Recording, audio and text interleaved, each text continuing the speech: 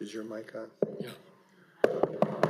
The Plymouth Township Planning Commission meeting will come to order at 6:30, and Acting Secretary Tim Boyd will call roll. Dennis Sabulski, Here. Tim Boyd here. Stuart Pop is excused. Sandy Groth, Here. Dan Callahan, Here. Ashley Krieger, Here. and Bill Ikes has resigned as he's now on the Board of Trustees. So we have a quorum. Thank you. And is there a motion to approve the agenda as submitted? I will make a motion to approve the agenda as submitted for the August 19th, 2026 meeting. Okay. Second. Moved by Commissioner Groth and supported by Commissioner Boyd to approve the approval of the agenda. All in favor signify by saying aye. Aye. Opposed, motion carries. And the approval of the, let's go with the July 15th minutes. Are there any additions, corrections, comments? Yes, I had a couple. Yeah, I do too, so. Why don't you go first, Sandy? Mine comes, it's on page 6. It talks about the action to approve the text amendment to the zoning ordinance, and it refers to a specific section, but then on page 7, it's the same thing. I would just like it to be specified which was the ARC corridor. You've got numbers that might define it, but it doesn't really spell it out. So I looked at it a couple times. We need to spell out which one is the ARC. That's a good suggestion. Yes.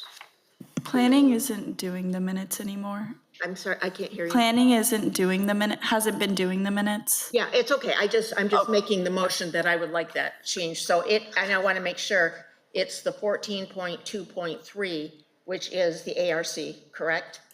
So that's on page 6. And you just need to spell out that it's the ARC, Ann Arbor Road Corridor. Okay. Anything else, Andy? Yeah. Sandy, anything more? One more thing. We talked about the master plan, and I just want to make sure that the future land use changes were put into the master plan, because we did change the land use on a certain area. So I just want to make sure that that is part of the record. All right. Yes, those changes were made, Sandy, or Commissioner Groth. I can't hear you. I'm sorry, those changes were made, and you'll see them at the board meeting next Okay. week. Yep. Okay, on page 3, just a couple typos up at the top. It talks about the location of the signs. It's actually Ann Arbor Road and South Main Street, not Valley Road. That needs to be corrected on both of those bullet points at the top of the page. On page 4, at the very bottom,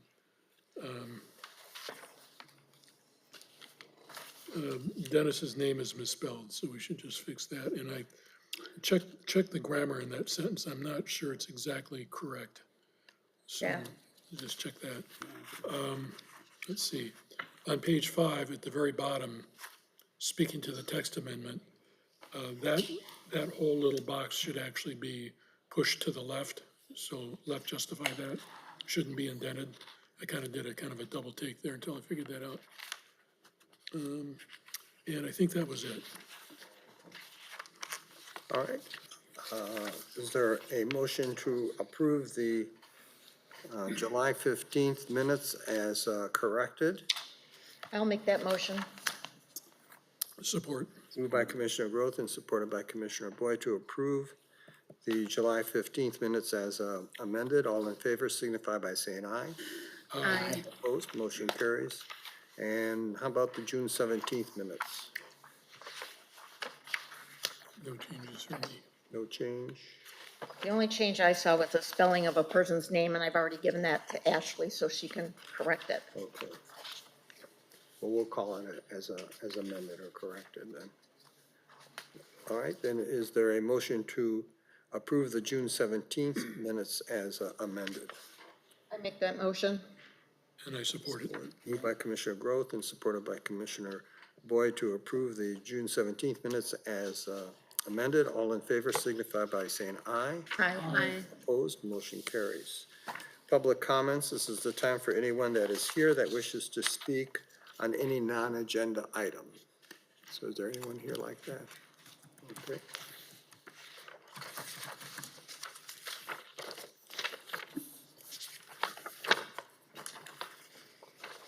Okay, under old business, we have application 2576, the vacant Ann Arbor Road conditioning zoning proposal.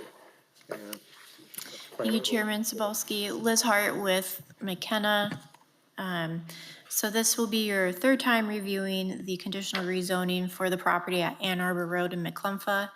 The last time you saw this was in June 2026, where you tabled the application to ask the applicant to come back with a letter from MDOT stating that they would not be allowed to have individual driveways onto Ann Arbor Road, as well as ask if they could attempt to save some more trees.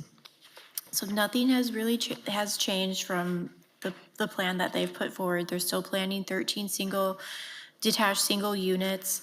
And they did provide a letter from MDOT, and MDOT did state that they would not allow the individual driveways on Ann Arbor Road.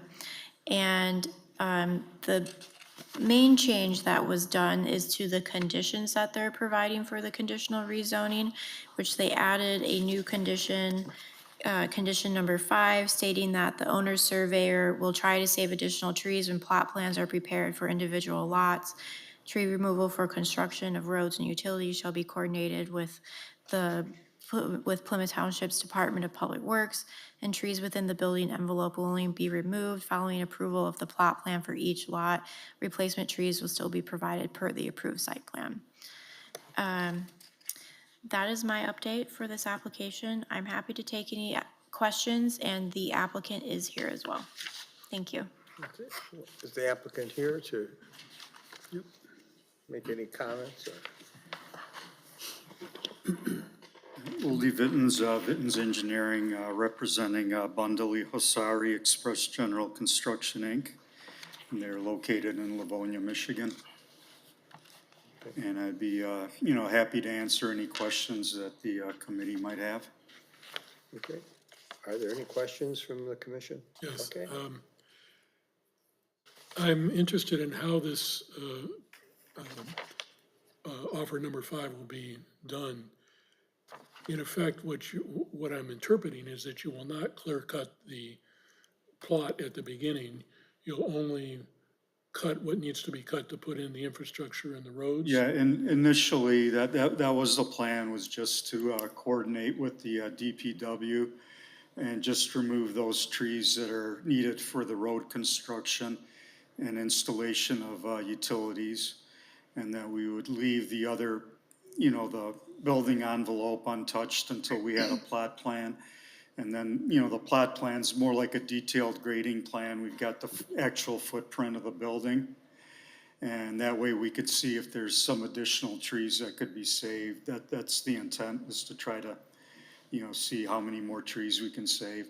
And sometimes we can, we're gonna have a couple of different models. They'll be ranch style, fairly modern. We had submitted some photographs at the previous meeting, but once we have the actual building footprint, we can maybe flop the garage one way or the other way, and see, if there's some additional trees that could be saved. But that's down the road, and that's when the surveyor gets involved. And So, but importantly, you're not just gonna cut all the trees. yeah, no, out at we're the start. not planning on clear cutting the whole site at once. That is, in my opinion, a major improvement. Yeah, and then if there's any delays in construction, the trees will still be there. I mean, the economy's doing great right now, but it's hard to, you just never know, what happens in the future. Now, along this line, and just let me ask Liz, it says this would be done with the Department of Public Works. Is that Sarah Vissel? Would she be the key person on that? No, I believe that's Patrick Felrath. Patrick Philbrook. Patrick Felrath, okay. yeah. Okay, I would ask that you get with Patrick and really explain the concern of the planning commission on this, and really ask him to do a really thorough review and find the right balance between what the developer needs and the desire of the township to preserve as many trees as possible.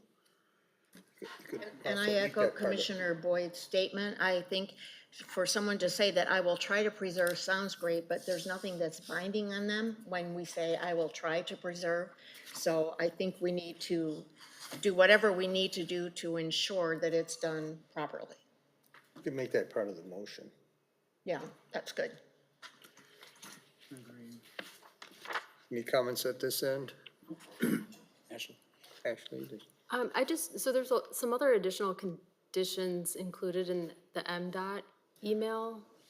Do you have Okay. any response to those? Yeah, I could explain their letter a little bit, and we touched on it at previous meetings. When we initially met with MDOT, they had told us that they would not approve individual driveways out to Ann Arbor Road. And then we had shown them, the preliminary layout, which is similar to what you guys reviewed. And they didn't 100% agree to the access out to Ann Arbor Road. They have agreed to that now. We have to relocate a small piece of guardrail because of the tapers on the drive approach. And we still need to, we haven't submitted formally to MDOT like detailed engineering plans.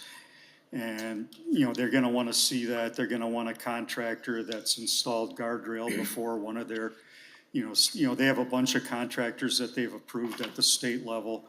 And we're gonna have to use one of their contractors for the guardrail work. So am I properly understanding that you're saying that there will be a direct access to McClumpha Road? That's what they've approved tentatively right now. Because- We still have to work out some details, but their traffic engineer was good with that. And, the permit engineer, she wrote the email indicating that, we're gonna be doing that, so. Again, that's contrary to the letter dated August 6th from Mr. Hoseri, because it says we're committing to not having driveway access, and I think that should be removed from the letter if that's not the case. Well, this would be individual driveways or not, this would be a road access out to Ann Arbor Okay. Road, which is, it's different. We're looking for a drive approach, not an individual Okay. driveway. Yeah, I was okay with that. I Right, right. understand. Any other comments, concerns? I had Liz, I had a concern with the write-up, and it's a fine point, but again, each time we do one of these, I want to make it really crystal clear so that if we ever have a future situation, we can refer to it. So on page 4, at the bottom of your criteria, number 2, summary of findings, the second bullet point says, the future land use map calls for 1 to 3 units to acre. The proposed 3.2 units per acre is slightly above, but still within the low to intermediate density intent. I would prefer that you eliminate the word still within and then add the word close to at the beginning of the next sentence. So it would read, the future land use map calls for 1 to 3 units to acre. The proposed 3.29 units per acre is slightly above the low to intermediate density intent, especially given adjacency to major roads and close to the existence of similar smaller lot developments. So what I'm trying to say here is recognizing that the future, that this does not exactly agree with the future land use map, but there's the two considerations being the adjacency to the major roads and the development that's catty-cornered across the intersection are proof that it is close to the justification. So if we could just clean that up just a little bit, I would prefer. So that is not in the sample motion here, but you would want it to be added or modified in her findings. Yeah, So in her that would go findings. along with the project file. So in the future, someone could Yeah, right. refer right, back, okay. So it won't be in the motion, but Right. And we don't need to refer to it in the motion? No, correct? no. Yeah, okay. no, the motion is there, there's the proposed motion. Anything else from anybody? Okay, well, I did want to ask one question. On page 6, it's, paragraph B, it says the proposed amendment is consistent with the goals and objectives of the 2015 master plan. I'm just curious to know how that portion of the master plan differs from the master plan that we are looking for approval on now. I don't think it does in that particular, trying to think of it, can you think of anything that would? We didn't change the voting criteria for the individual. Not that I can recall. So it does, it's not different? I don't believe it is. No. Okay. I was just curious to know. That's a good question.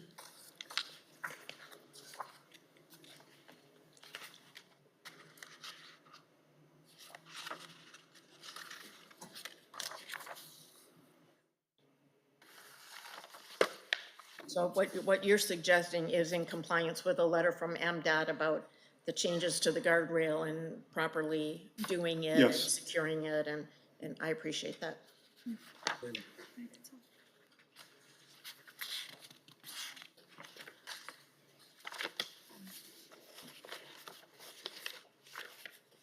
And you're okay with the recommended motion here, because that's really what's going to be sent to them. We want to add a notification about, We're going to add the one, right, you're going to have to add that, the request that the Public Works, and you can, okay, you know, pay close attention or closely monitor or okay, terms and reviews. all right. Wait, I have one question. So Liz, when this is presented to the Board of Trustees, does this letter go with it, or it's just our recommendation that goes before them? I'll give them everything that was given to you guys. Okay. So I'll make the edits to the report. Okay, because I know in the past they've asked, well, what was our thinking when we make a recommendation? So I think our thinking is well represented in the report. Okay. In the report, yeah. Okay. Mr. Chair, I move that we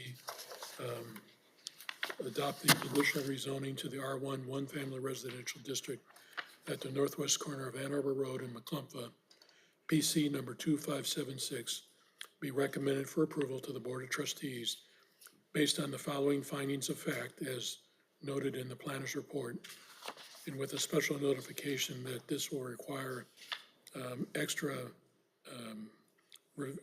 attention of the Department of Public Works to find the right balance between maintaining the maximum amount of trees and allowing the developer to place the lots in the houses, in the appropriate places on the development. Okay, Second. we already have a. Oh, I'm sorry. Yeah.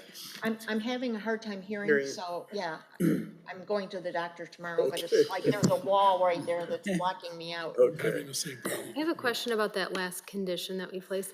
I guess for the township attorney, is that an enforceable condition, the way it was worded? And I apologize, I'm having a little trouble hearing this. Can we just restate be. that last condition? Yeah. It was Must be that right we asked the Department of Public Works to pay extra attention to reviewing each of the individual plot plans to find the right balance between preserving the maximum amount of trees for the township, but also allowing the developer to develop the lots in the way that he needs to be able to place the homes. Sure, yeah, I mean, it assists in the administration of the intent of the conditional rezoning offer, I guess is what I would say. Getting down to brass tacks, I would say it's helpful without an actual, Better than the commitment in the developer's letter that said we will try to save more trees? this would at least give a framework to try to ensure that we're properly enforcing that obligation to try. I think, the only way that we could go further, which would be really above and beyond, would be a tree survey beforehand and mark every single tree that would be saved, which would be pretty burdensome. And so I think this is about as reasonable as we could get, and based on the condition of each of the trees when they get to that location. And it clarifies our intent to preserve as many as possible. Yeah, clearly. Thank you, that's helpful. All right, so it has been moved by Commissioner Boyd and supported by Commissioner Callahan to recommend to the Board of Trustees rezoning of property, the conditional rezoning. All in favor signify. We should probably do a roll call, don't you think? Oh, you can. Okay, so I'll ask the acting secretary to call roll. Watch what you ask for. Dennis Sabulski, Yes. Tim Boyd, yes. Sandy Groth, Yes. Dan Callahan, Yes. and Ashley Kruger. Yes. Okay, motion carries. And congratulations and Thank you. good luck along the next steps. Okay, yeah, we'll bring in Looking forward engineering to- drawings for final. Yeah. We're looking forward to seeing it Thank come you. through the way. Thank you. Yeah, we'll see you again, for sure.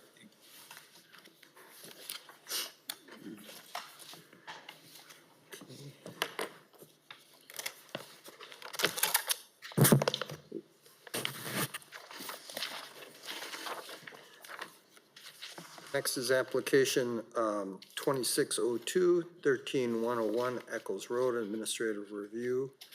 And you want us walk us through that, Liz, or whoever's going to do that? Good evening, Commissioners. Saj McBurrows with McKenna. Before you have a major administrative review. It's for 13101 Eccles Road, specifically the fence and gate portion. The proposed site is for the construction of an access drive and new internally located gate. Zone industrial, and it currently contains existing industrial buildings. It passed major administrative review in planning for vehicular access and circulation, parking, corner visibility and clear vision, and the preservation of site features. But we're before, the application is before you today for the fencing. The proposed fence is 6 feet high with 2 heavy-duty hydraulic barrier aluminum gate arms. Currently, the ordinance does not allow a fence to be built closer to the street than the front setback line, provided that no fence shall be built closer to the street than the established front building line. So the proposed gate is placed closer to the street than the established front building line. And the approval of administrative review will be conditional on the approval of Planning Commission on the proposed location of the fence or the gate or the removal from the area that it is currently located in. Okay. Is the applicant here? Yep, please. I have a question for staff. As part of the administrative review, was there a fire department review of this? There was. I believe so. Fire and engineering both looked at it as well. Okay, and there were no concerns with how this gate would operate in emergencies, like an emergency override or anything like that? So, the site plan wasn't attached, but the gate isn't actually enclosing. It's located in a manner that it's not actually blocking off the second access point. It's only sectioning off a portion of that parking lot to encourage trucks to go in one direction or not. So it's not creating any limited access or barrier. Thank you, that's helpful. Why do they want to move it closer to the street? Why do they want it to come out beyond the building? The Maybe you applicant can is answer right. that. Hi, my name is Doug Cahan with Plymouth Industrial Center. They wanted to be able to limit the speed and the amount of traffic going. And the tenant that this is for wanted to be able to limit the speed and amount of traffic going into their leased area. That's the parking lot, or the lot, is about 102 feet in length, in width, I should say.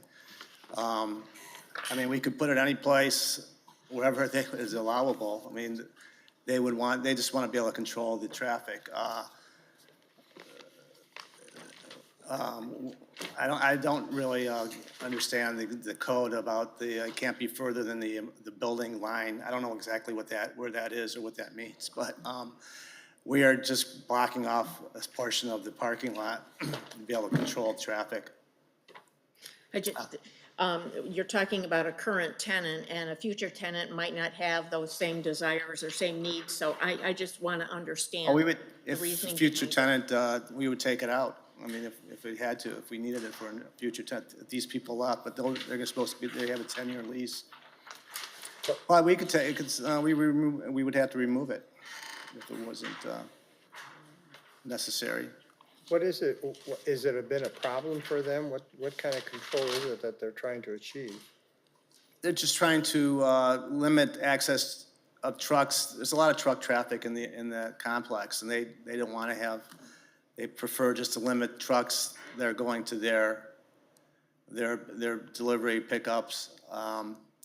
And they didn't want to have any mix-ups. They didn't, you know, they had to have a ease of circulation, that kind of thing. Do we need a report from the fire department that they've reviewed this? Usually, I mean, we get reports from the fire department for anything like this. Because this is only for the fence before the planning commission, that's why it wasn't provided to you. I don't know if we have a letter from them, but I do know We can't they, hear you, sorry, I do know they did look at it, though. but we need to know that. We need to see what they have to say. Okay, we'll look for it. But they verbally told you that they're okay with it?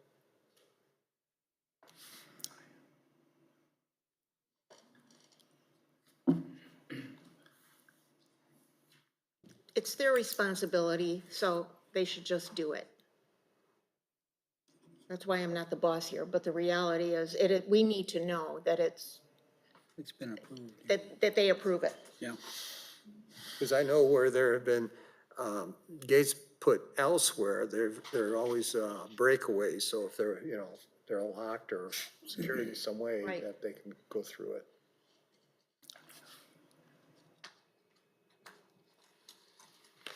While she looks for that, is it okay if I ask Sure, some yeah. questions? Can you describe kind of the normal operating kind of process, or how this gate will operate under normal use?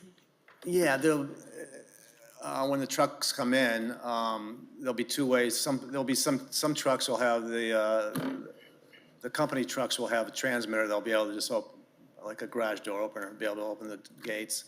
Other trucks that don't have the transmitter, they'll be able to call the office, and they could push a button and they'll open the gates. That's getting in. As far as coming out, they come up automatically when you exit. There's no, it's a free exit. Is that gate occupied 24/7? Is the- The person with the controls to No, open the gate? no, but it'll be only, no, but they wouldn't be expecting, I don't think, anything. Well, they might not, but my concern again is access, it's safety. I think the fire department needs to let us know that they're okay with that. Because after hours, if they need access, we need to know that they're gonna have it. Commissioner Sandy, up on the screen is the approval letter from the fire department. Fire department there, yeah. I know. There is another access on the north end of the property. I don't know if that was mentioned. That's free, it's open, free access. So you're saying that the fire department could access the site either through Either way. the gate that you're proposing or this other? Well, we could always maybe provide the fire department with a transmitter if they have one, if an emergencies, but if they were to come in this designated approach that we're hope to install, they would, I guess they could, if there was an emergency, they could just break down and just run through the gates, or they could freely get into the approach on the north side of the complex. There's no gates over there. Is it a big distance for them to travel if they, between the two entrances? Yeah, I don't think so. It's maybe 400 feet or so. What do There's they do? What do they do on this site? They manufacture boxes, cardboard boxes for the automotive. I don't know, maybe it's business you've run into before. My former husband was the fire chief, so I've been around this stuff for years. And I've heard the complaints when they can't make access in an emergency situation because at that time, they don't need anything that's going to be a pitfall for them to gain access and for them to even have to go further down and access that. What if it's at this particular building, for them to have to go further down and come around? It's problematic for the fire department and could impact their ability to save and or not save a building. So that's why I'm being such a stickler about this, because I know it's important. Commissioner Groth, just to clarify the exact location. So the access drive is directly across from the access drive in the center. There's an additional one located at the north and the south, and the fence is going to be between the north access drive and the middle access drive. So it'll be right about here. So they would have access from the north and the south. Show me, point to what you're talking about. I don't know if you can see. Can you see the mouse? Yes. Okay, so that's where the gate is going to be, right here. It'll be a little bit south of that. Okay, right about here, Yeah. right next to where the parallel proposed access drive is. So this gate, they'll be able to enter from the north, from the center, and from the south. So the gate shouldn't inhibit any kind of access of emergency vehicles. Or we don't anticipate there being any kind of access concerns. Because the gate isn't actually blocking off any area, it's just discouraging vehicles from coming in a certain way. So once a vehicle comes in, let's say that main gate, I'll call it for now, the ungated entrance, that truck could just easily maneuver over into the area of the operation that wants the gate. Yes, and we were told that the gate arm would open automatically. But we were just kind of told tonight that, I mean, as it stands right now, that's not what we're being told, correct? No, if you're coming from the north down the parking lot, the gates open automatically. North being the top of the map. If any traffic heading south from the north, the gates open automatically. It's just going into from the new approach, which is in the center, would be the center of the parking lot. Going to the north would be, you'd have to have a transmitter or a call in. Is this a 24/7 operation? No. Is there a potential for that to cause any truck stacking issues onto Eccles, or is that not a concern? I don't. No, I have anticipated that question. I do have a picture, a traffic maneuverable study, how the traffic, how it would work, if you're interested in seeing it. Yes, please. Okay.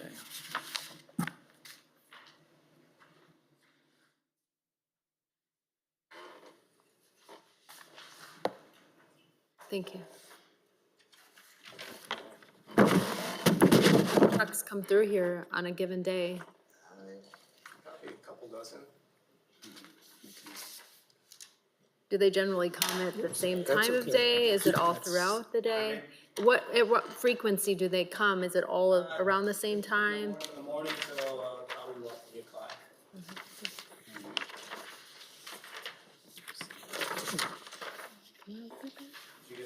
I did, thank you. It doesn't make sense. It's important when you're looking at this image to realize that the new entrance is not shown on this map. There will be a third entrance into the building directly across from that Yeah. road to the right. Can you highlight on the map there Down and where the new entrance will be? it won't come. The new entrance is parallel, or it's exactly across from this entrance of the neighboring property, so it will be right across. So there's a berm and parking between it, right? from the south? There's, excuse me? I can't hear you. I also can't hear you, I'm sorry. What did you say? I said, so there's a berm and parking between that entrance that you just pointed out and the entrance to the proposed location. Straight up. I mean, the street doesn't go through. Yeah, they were administratively approved for the access drive. We're just here for the proposed fence.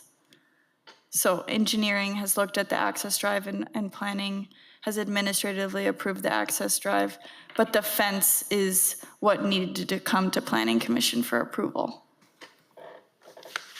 If you guys have the blueprints, that's clearly shown on page 5 of the blueprints. Yep. It also shows where the fence would be. That's a change. So the black area is the new access that's being added in. And then above that, That's the gate above it. there's a line that goes across, that's where the fence would be. Yes.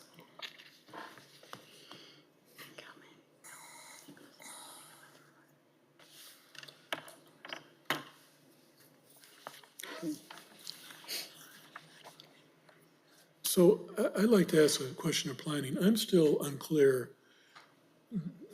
Did the fire department review this and approve it?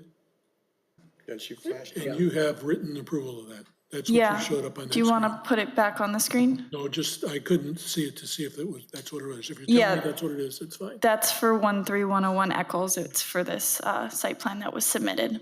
So we have fire department approval. Yes. This entrance has already been approved by administrative review. So really, I thought the only question was It's about the fence. It's just the location of the fence. The issue is that the current ordinance, the fences have to be behind the front of the building line. So with this site, they could put it on like the side of the building in line, or anything that is behind the front line of the building, but they're proposing it in the parking lot, which is in front of the front line of the building, and that requires planning commission approval. The one other item that you cited, and it's also shown on page 5, that the fence is 8 feet tall, and your review notes that it needs to be 6 feet tall. Do you, as the applicant, agree that the fence is only 6 foot tall? Pardon me, I couldn't, Your blueprint shows the fence as being 8 feet tall. no, it's 6 foot. It It is was 6 foot. mistakenly, yeah, it was 6 foot tall. So you will fix the blueprint? Yes, issue? yes. Okay, Yeah, it's listed as one of the conditions of, right, okay. Just wanted to double check.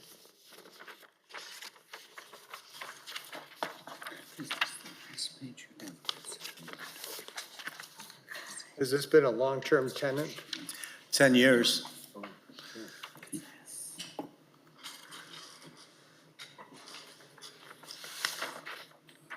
And when I look at this one design, so it's a cyclone fence, but you're putting the webbing in between that? It wasn't brought up. I mean, if we had to, we could, but it wasn't Well, something that. usually we don't permit that, but I see on here it says fabric. So I don't know what that's referring to. Where's that? Oh, on the, It's on this single page illustration.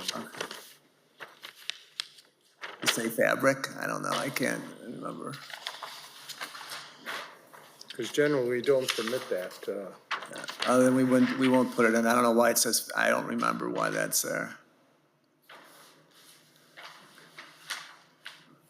I do think we did allow it on the Bosch site because of security reasons. You know, they have things outside that are proprietary. So there was a legitimate, strong reason for it there, but typically we don't approve it. I don't know why it would be needed on this gate.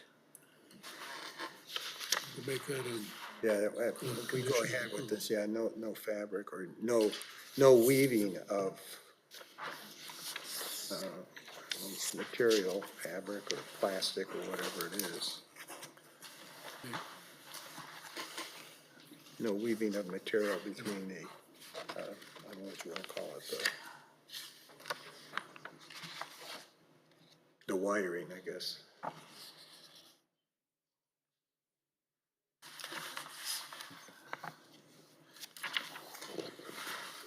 Well, it's your pleasure.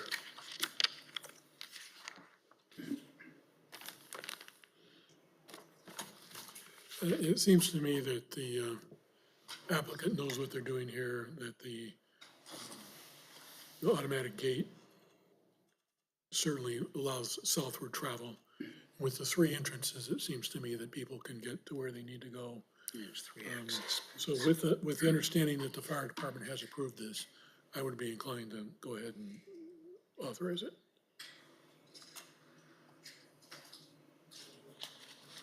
Any other comments? Well, my only comment would be I don't want any weaving. I don't think Yeah, we can put that's that in. based on what we've Okay, done in previous applications. okay, I'll make a motion then that we approve the application for the Plymouth Industrial Center driveway and gate review number 1 with the condition that the sheet 5 of the blueprints be updated to reflect the fence height of 6 feet, and with the understanding that there be no fabric weaving on the fence material. No weaving of, I would say, material, because it's not only fabric, it's Okay. vinyl and So anything else. no weaving Of screening material, yeah, of screening material right. on the gate fence. Is there support for that motion? Support. Okay, moved by Commissioner Boyd and supported by Commissioner Callahan to approve application 2602, subject to said conditions. All in favor signify by saying aye.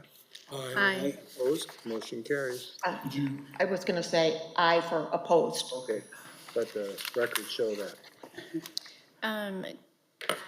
Chairman Sobalski, did you say no weaving material for the fence? No weaving material that no screening material. So it's not just fabric, but, they use vinyl. Slats or- Yeah, yeah, vinyl sometimes they slats, do wood, Okay, thank you. Okay, thank you.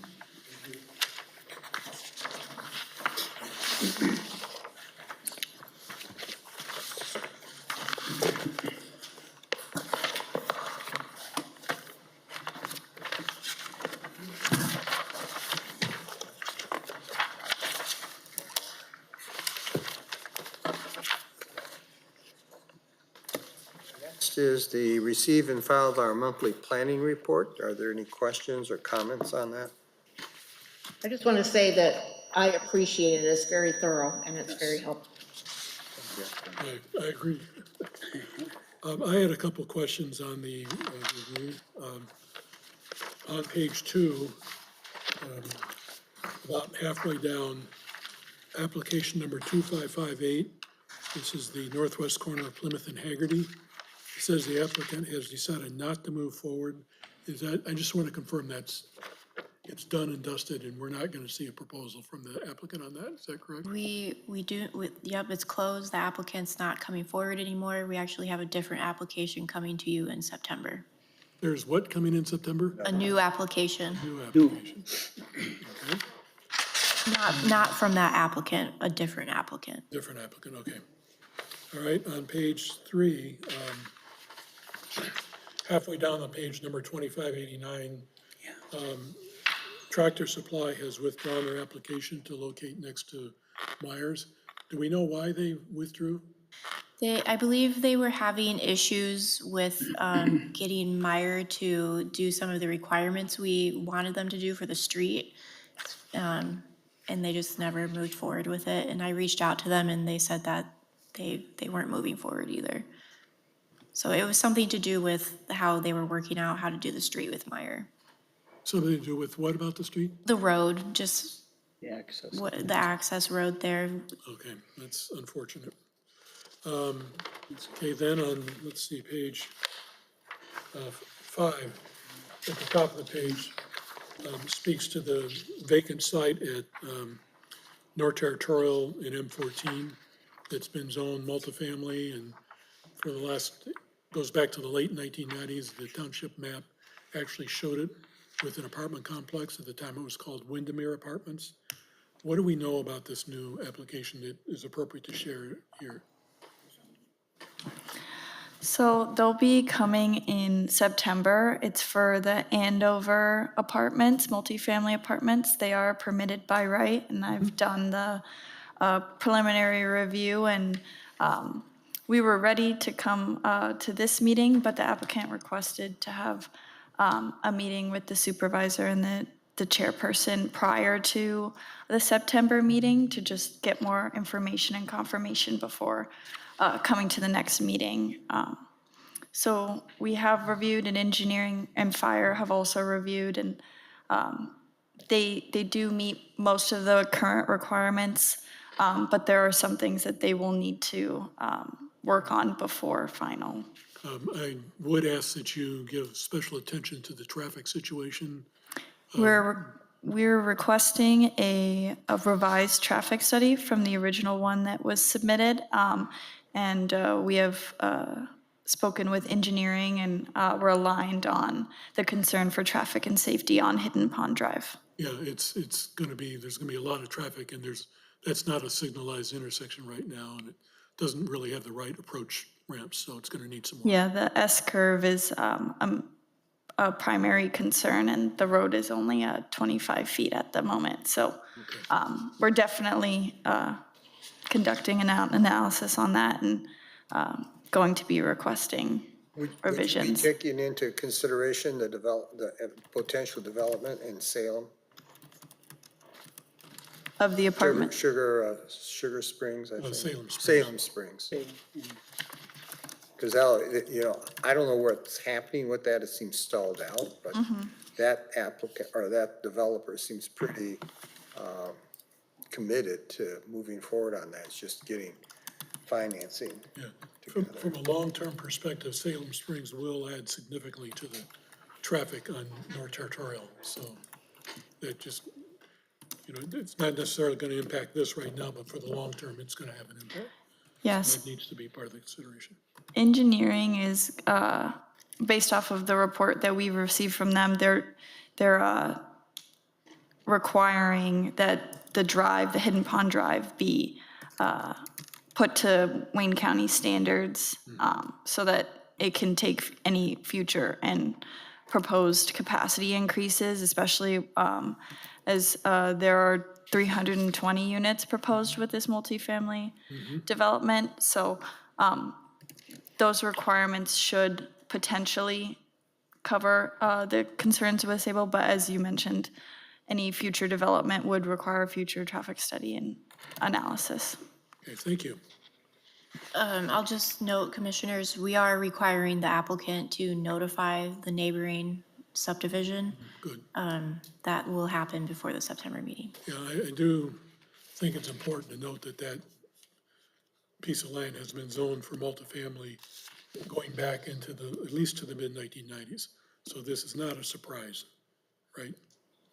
Okay, Is that it? that's all I had. Okay. Anyone else have anything on the report, the monthly report? Okay. Then I guess we're ready for the data center discussion. Yay. That's a big discussion. Thank you, by the way, for the very comprehensive report with all of the information. I second that. I was very impressed with the level of detail you all went into this. So we're hoping that all of your answers, all the answers to the questions that you gave us before were answered in this document, but just to note a few of the changes, we did include the Ford site in a possible use for enterprise and co-location hyperscale, if it was repurposed.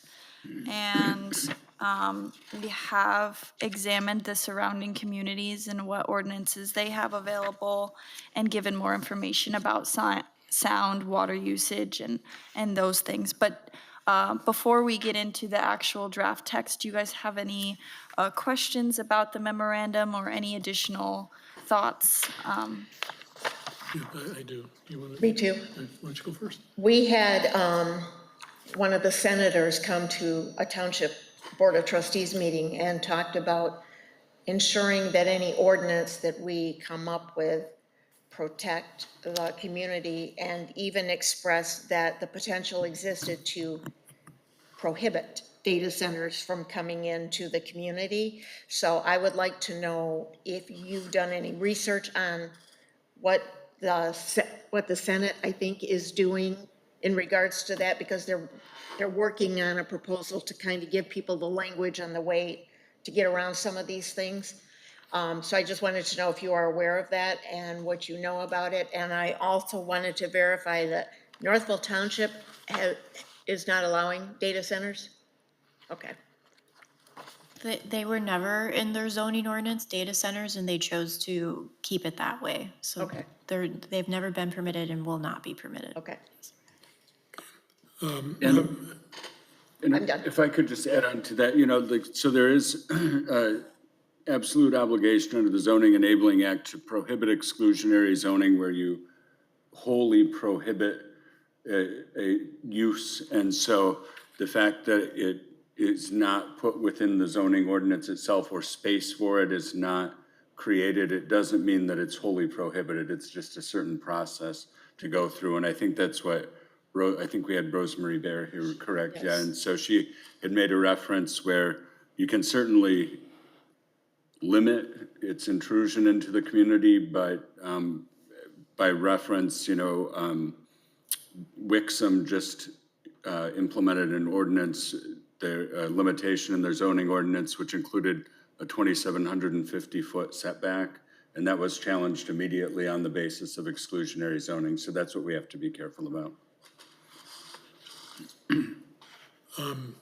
Mike, if everybody has their deck, I wanted to point out some items on page 2 of the memorandum. Has the maps that show the areas along Halyard. I want to point out that item A, that piece of land has 2 retention ponds, which you can see on there, but there is part of that land that could be developed. Immediately to the west of that land is one of our 2 manufactured housing communities in the township. And we should be just as specific about preventing any data center from impacting that area as we would any other single-family housing in the township. That community is a part of this township, and we need to protect it just as we would any other part of our residential area. So I want to really make everybody clear about that. Also then on page 4, which now shows the Troy manufacturing site, which is the former Ford site. Directly to the southwest of that, actually directly to the south is that one road that goes up where there's a lot of, just on the other side of M14 South, there's a lot of tear downs in there. Ridgewood. Is that Ridgewood the name? Yeah. And there's new homes being built in there. Some I would guess are well over $1 million. And then immediately to the west of that is, I believe it's called North Beacon Woods or North Beacon Estates. Those again are that's a long time subdivision, was built in the late 80s, early 1990s. And there is certainly traffic noise from the freeway, but we have to be careful that any noise that would come from the use of this site for a data center would be arranged in such a way that would not impact either of those 2 developments. And that then leads me to a comment on, I believe it's page 13 of your deck, which says that on setbacks, this is under noise mitigation measures, and the first bullet point is called setbacks. And it says that industrial zones commonly require 100 to 200 feet from residential property lines, while data center campuses often negotiate 500 to 1,500 feet. In the draft ordinance, let's see, it's page 3, under setbacks, you're proposing only the 500-foot setback. I'd like to know why we are only proposing 500 when it appears that, based on your memorandum, that anywhere from 500 to 1,500 is the setback that other communities are using. As Attorney Chubb brought up, it's just a concern of getting into the area of exclusionary zoning and requiring something that would not be feasible on most of the sites that are currently available to be used for data center development. Well, I guess I would like to suggest that you consider amending that, because we do have to be worried about exclusionary zoning. There's no question about that. But I would suggest if we could amend this to leave it at 500 feet, except when there is an adjacent residential home development, either single-family homes or manufactured housing. And for that, at least 1,000 feet might be appropriate. And let me just put this in context. I live in Fox Point subdivision. The lots are 100, most of the lots are 100 feet wide. If it's on 500 feet, that's only 5 homes into the subdivision. That's not very much. And, you know, particularly with the manufactured housing community across the street, that is really, that's not appropriate. Maybe on the other ones that cross over M14, maybe it's not quite as critical. But I would say, and I would suggest that in terms of exclusionary zoning, we could make the case in court that residential developments require a higher standard. So I'd just like to put that on the table as a possible suggestion. We can make that change, and if Attorney Chubb has no issue with raising it to 1,000, we could raise it. But we're just trying to be cognizant that if there's any lawsuits or any kind of questioning of that exclusionary zoning. Well, if I may, just to add on to that, I'm making this presumption that the distance is to mitigate the noise that would be. So couldn't that be mitigated by effective insulation of the building? Well, based on what I read from all of this, there's a lot of ways to mitigate the various types of noise and vibration and other things that go on. But it is a mitigation. I'm guessing it's not Also gonna not a be totally, guarantee. it's not gonna be totally Depends on the effective. products they use. And what I also took away from this is that the biggest thing, not all cases, but generally, the biggest thing you can do to mitigate the noise vibration is increase the distance. So that really needs to be a consideration, I think. I just want to, I read this, I didn't fly spec it, so if I'm wrong, please don't, you know, I just worry want to about challenging me. want to note that most of the noise-producing mechanical units are located exterior to the buildings, so the sound concerns are valid. You were talking about proper insulation of the building, but most of these generators, BESS systems, they're located outside, exterior to the building, so that's where most of the noise concerns do come with data centers. If there was proper noise insulation for it's because it's exterior to the building that the noise is traveling.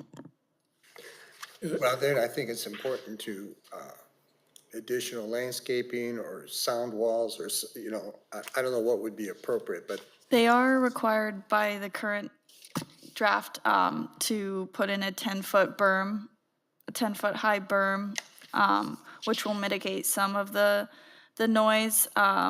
We do have a standard for highways and expressways that you have to put in either a 10-foot or 12-foot high berm or a 12-foot sound wall.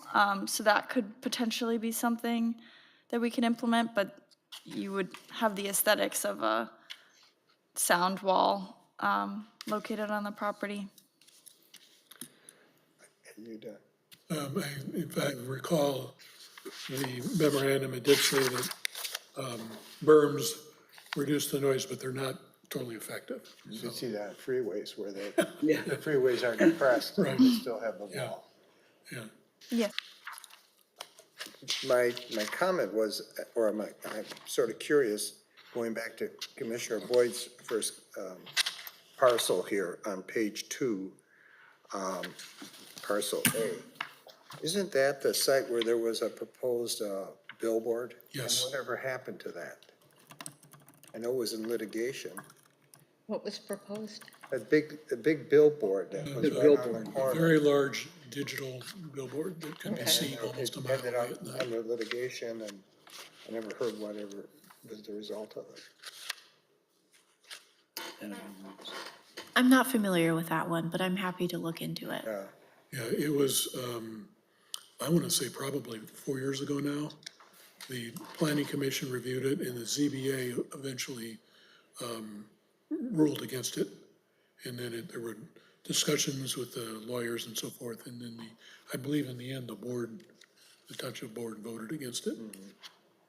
it went into litigation, but I haven't heard anything in a long That time. for me, it raises the question about the availability, you know, of that parcel for the data center. And my other question is, so this draft ordinance that you put forward, is this sort of putting the cart before the horse because there's a moratorium, or what is the plan for the township? Are they reviewing this information as long as others in other municipalities, or, do you know? Yeah, and so when state law allows for us to have moratoriums only as a temporary solution while we move forward toward that implementation.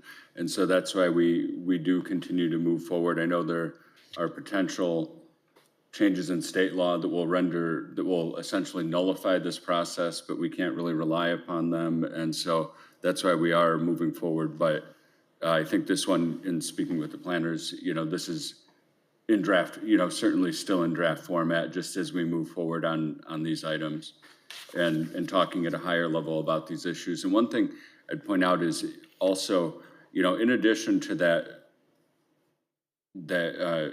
linear footage setback, we still do have those sound obligations and sound regulations that while 500 feet may be permissible because it's consistent with other setbacks for similar types of uses, they would still have to meet those sound obligations independently to say at the site, you know, and I can't reference our draft as it sits right now, but for example, at the property line, it can't be higher than 60 decibels from 8 p.m. to 8 a.m., something along that, for example, let's just throw that out there.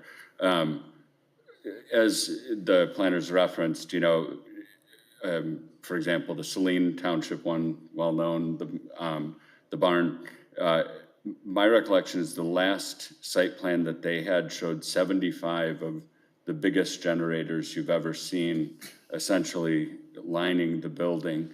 You'd have to be thousands of feet to hit, and to meet any sound standards at the property line. And so that will apply some practical potential additional distance unless they come up with some alternative technologies to build these data centers in a way that they currently don't, you know?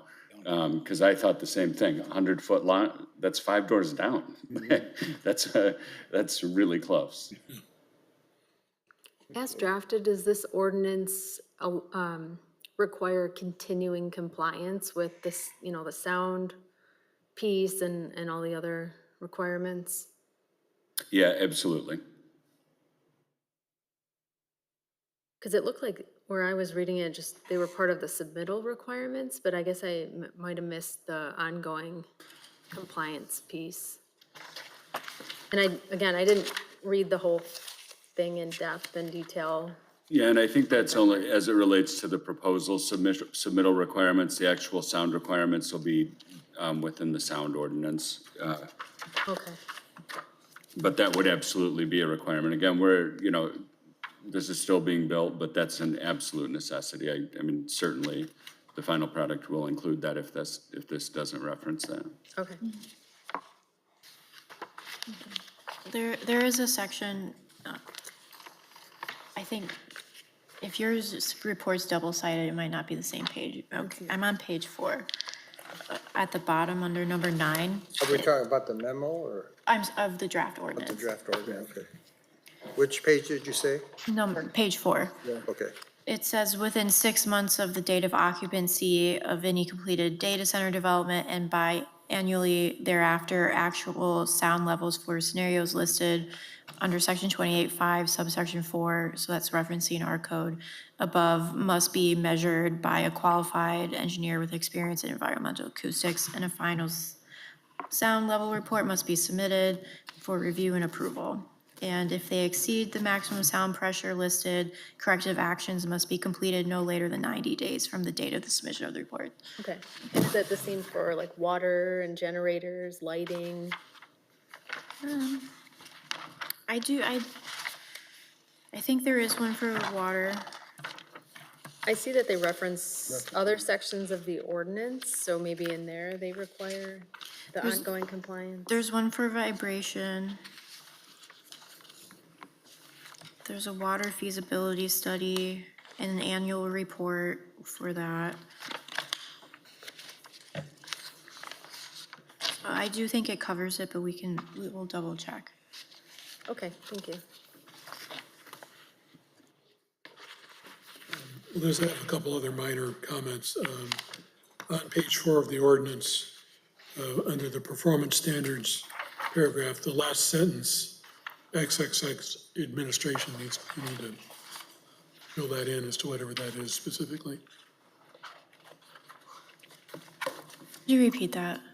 Yeah, on page 4 of the draft ordinance, at the top, performance standards, the very last sentence in that paragraph says Article XXX administration, so you need to just correct that.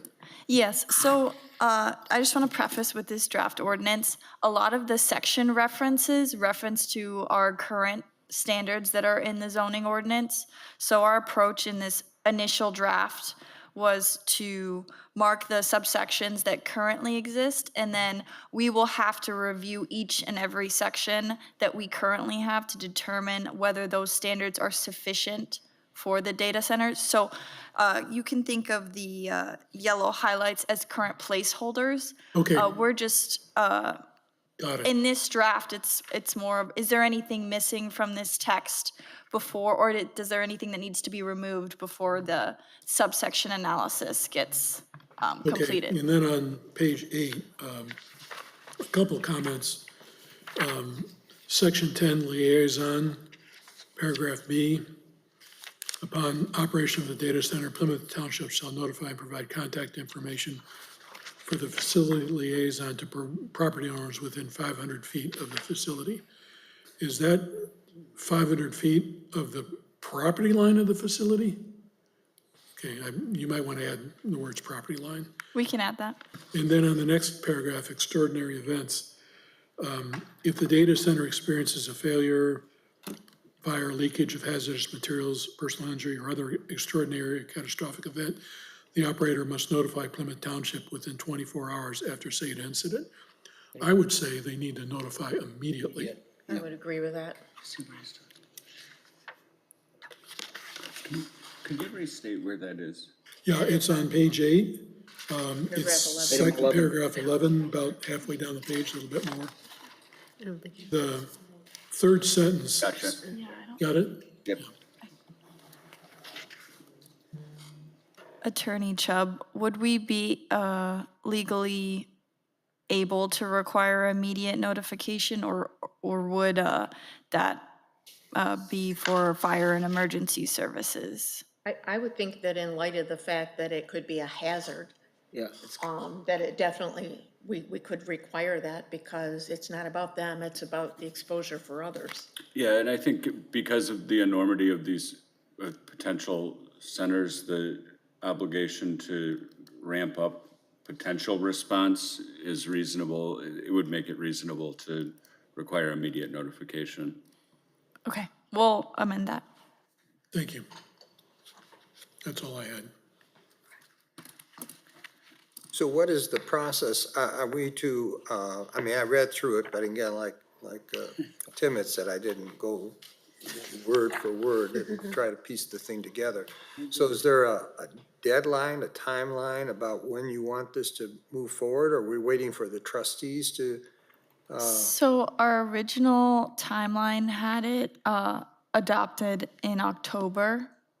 So if we want to stay consistent with that, we would need to have your comments and recommendations in time for revisions to be made to the document, and then the revised document to be provided to Spalding to Decker for engineering, building, fire, public services, to ensure that anything they would need on their end is clarified. And then in time for the addition to the packet for October. I will work on getting you a date for that. We will also need to make any of those section edits and section analyses.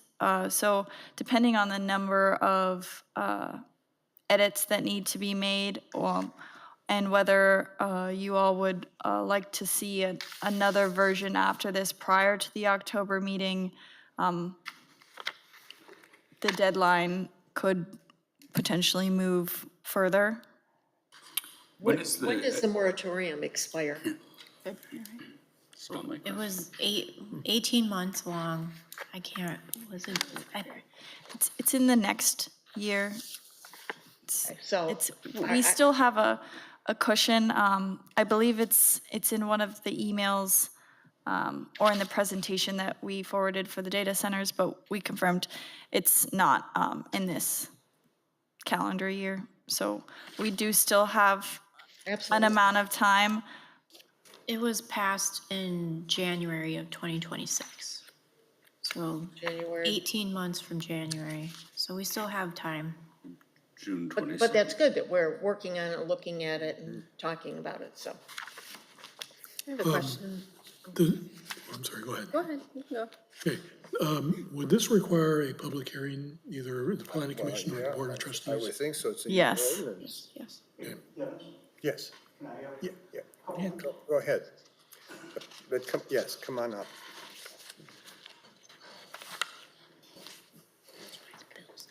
So I'm Dave Ladowick from 14354 Northville Road here in Plymouth.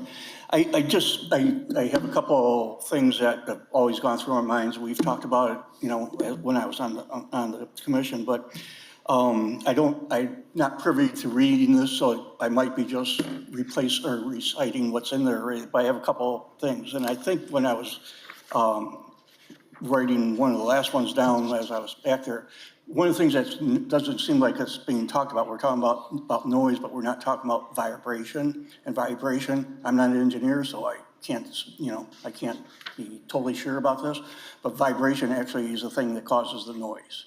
And that means whatever noise it is, it could be the motor running, but it's amplified by the vibration of what it's sitting on. So that might be something we need to look into. It is actually referenced in several places in here. Yeah, it's along to the vibrations very covered. points that you make. What's that? It is, the vibration issue is referenced in this material, and it makes many of the same points that you just did. Yeah, okay. It's a key consideration. I put it on the screen if you would like to look. All right, cool. So I'm not that far, way out there. The other thing that actually Senator Rosemary and I talked about when she was here for the commissioners trustees meeting, we talked about in the parking lot, was the fact that these buildings are basically using up a lot of property, but they're also single-use type buildings. And one of the things that the state is looking at is that they're trying to come up with a wordage in their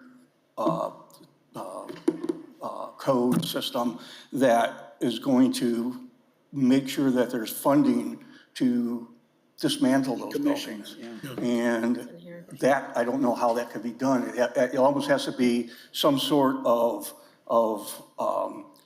tax on that building or some sort of fee on that building almost on a yearly basis, because we sure don't want 10 years down the road when we know that these buildings probably aren't going to be used for anything, data centers won't even be around. There'll be some other type of AI type of thing out there.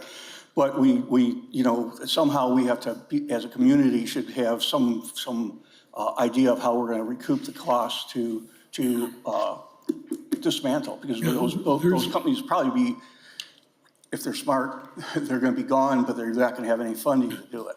There's actually quite a bit of work in And I think this. my last one was that, and I think Dennis, Tim and I talked a little bit about this. Can I is the respond fact- to your second point? There's actually quite a bit of wording in here about that very point that you're making. So it's specific requirements of the developer on what they would have to do if the site is vacated. There's also wording about how the township would be protected financially. It goes into a lot of details. So when this, is available for public comment, I would ask that you take a look at that and see if it meets your expectations. I got one more point is I think we talked a little bit about this before the meeting. I think it's in Washington right now that they're trying to pass this. I don't think it's at the state level. I think it's in the federal level, that these companies cannot pass on the water and electricity charges back to the community. So however that is to be handled or talked about, needs to be talked about. So I'm sorry if I reiterated what was in the sheets, but I think it's some of those things that need to be looked at for too much longer before you start passing it on to. Thank All you. right, thanks for your time. Yeah, thank you. I'm not as clear on how this responds to the third point that was just made, so. And to that point, that is something that we legally determined is really within the sole purview of the Michigan Public Service Commission. And so we are relying on the state to make those determinations. We know they do review each application on a case-by-case basis, but there's certainly, even some of the applications that have been passed, there's certainly been some after-the-fact questioning as to whether they do actually negatively impact other local ratepayers. And so I think that's why there are some potential state laws that are to be enacted to focus on exactly that. So when this is presented to the board and to the public, we need to be clear that the reason that we don't have a more precise description in our own proposal is because of the will of the state. Absolutely, and I think we'll definitely make that a big piece of the explanation of the final version is what we can't regulate, I guess, and so that's why you don't find it within the ordinance. Okay, thank you for the comments. Which gives me the idea that when we're at that point, when we're going to have our public hearing, there'll be, I'm sure, a lot of controversy. Just say data centers, and people get all upset about it. So if you could consider having a PowerPoint presentation and have those key things that people mention so much, and that's the noise, the vibration, cost of powering it, the water, how's it going to be cooled? And I think that would help walk people through that process. So something to think about once we get closer to a final draft. That makes a lot of sense. We can do that. Yeah. We can do that, sorry. Yeah.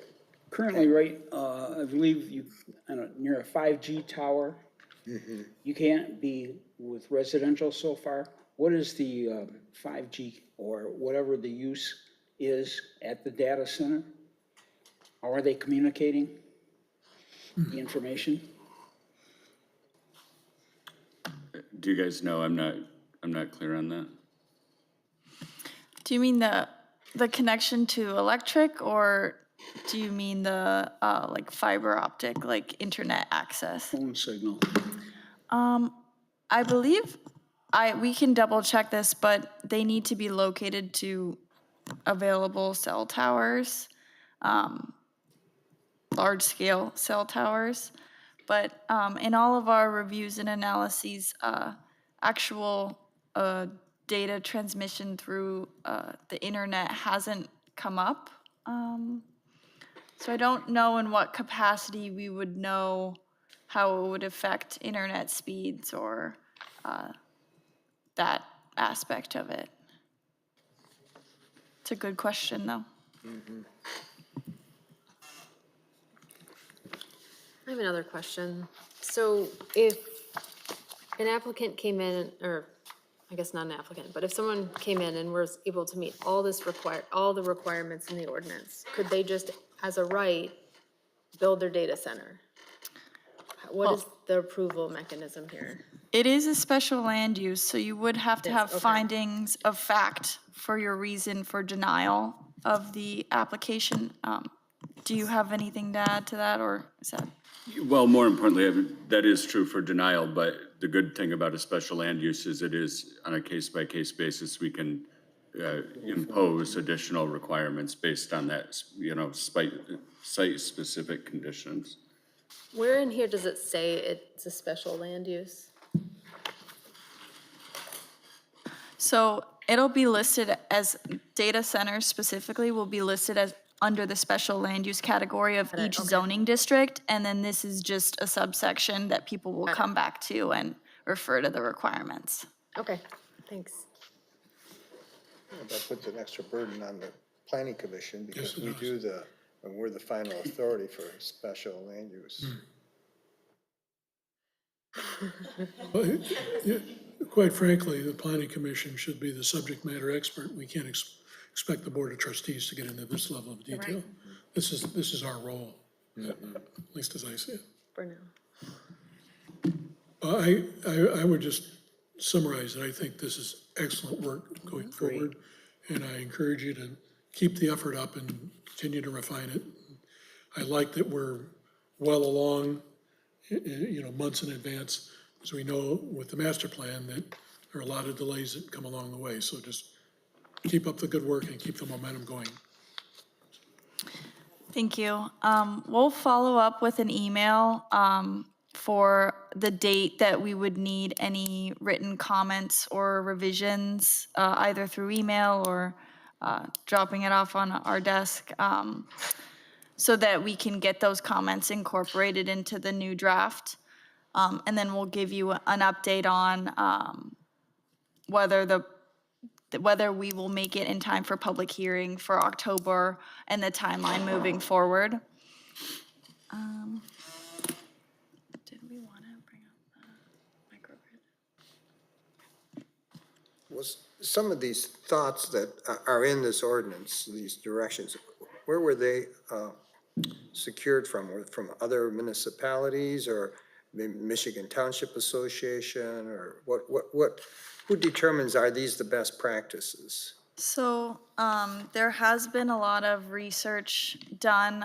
Specifically, the University of Michigan has gotten together and done national research on this topic, and they've come up with preliminary findings and recommendations. We've also looked at state level research and analysis, and I do believe we've included most of our sources in the document, but we have also looked at existing and draft ordinances that other communities, whether it's be in the state of Michigan or across the United States, for our draft recommendations.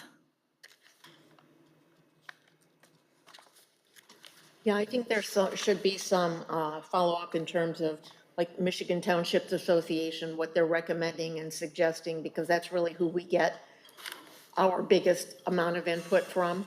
And I think that should be known and incorporated where it should be in this draft. We will see if they have any recommendations. What I will say is that everyone's trying to play catch up with data centers. So some of these, it might be the case that some of these recommendations would come after the ordinance is adopted. It can always be amended, and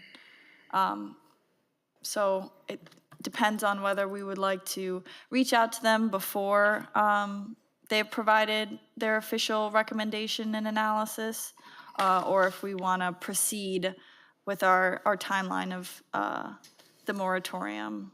I understand that. I just think it's important because we are a municipality. I'm more interested in what MTA says than what the University of Michigan says. I appreciate what they're saying, but we need to protect ourselves. That's my concern because they're working on this too. Would you, if they don't have any material available? Actually, on the 23rd, they're doing a online, like a Zoom type meeting presentation about data centers. So I certainly can collect all of the information I get and pass it on to you. That's the MTA? Yes. Yeah, I went to the webinar maybe 6 months ago or 7 months ago. It was a pretty basic, and maybe they've improved their gathering more I'm hopeful. information, yeah. You know, it was pretty basic stuff with, you know, the different kinds of data centers and Right. that kind of stuff, which was interesting. And I think it's on their website, you know, they record those. I'll have to check and see, I have to get the exact title. Okay. I know I have it in the township email. Okay, and I'll see what I can provide to the planners so that they can incorporate it.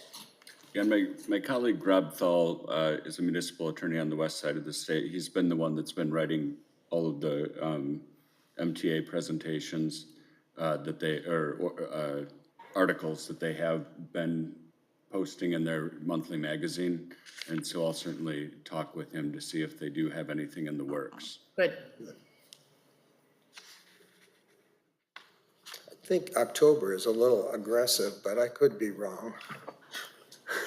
Inclined to agree. It was an extension of the original timeline, but if we need further revisions or reviews, we can discuss the timeline with Supervisor Kermy and see if we can be more flexible and have more time for that. Yeah.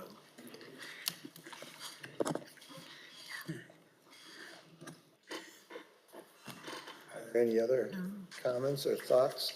Great job, Yeah, it's very very good. comprehensive, and we appreciate that. And we appreciate you also as our legal counsel working with them to ensure that we're getting the best information.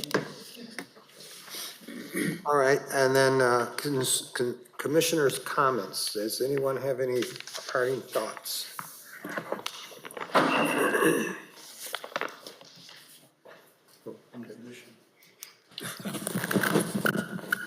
Oh. Okay, I'm sorry. I can't hear either, so I don't know how loud I'm talking. Do you have any pearls of wisdom, Ken? Sandy? Yeah? Okay. No. Yeah, no, you had a good question. Well, how does a data center get data? I don't know. Could you repeat that? He wants to know Like how a it's- data center gets data. Yeah, I think I understood your question better when you referenced 5G.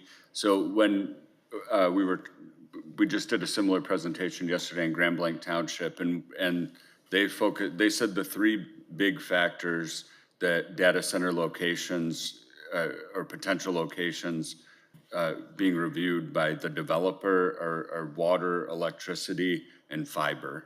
And so I think that is a huge piece of it, is that they're able to, that there is fiber available so that they can receive the data, process the data, I guess, and then send it back out.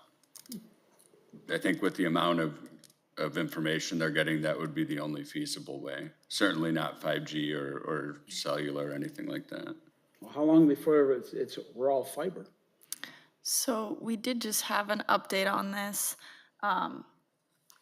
There's Easy Fiber, Ripple Fiber, one more, but they're all permitted within or going to be permitted in the township, and it's basically a fiber war right now until, excuse my language, of who gets there first. Right. So it is coming, and I'm assuming it might be for this specific use, Right. Or it could potentially be. So There's some reason Fiber's on that the they're way. out there, yeah, pushing for that. So, Easy Fiber is being installed throughout the Everywhere, township yeah, right now. in the township. Ripple, there were some issues with it previously. I don't know what they were, but I think I saw somewhere there was another one coming up too. So yeah, I think it's going before the that's how boards. they will get their information communicated. That's all I have. That's it? Okay, Ashley, nothing? Okay. Is there a motion to adjourn the meeting at 7:59? Mr. Chair, I move we adjourn at 7:59 PM. Support? Support. Moved by Commissioner Boyd and supported by Commissioner Gross to adjourn the meeting at 7:59. All in favor signify by saying aye. Aye. Opposed, motion carries. We're adjourned.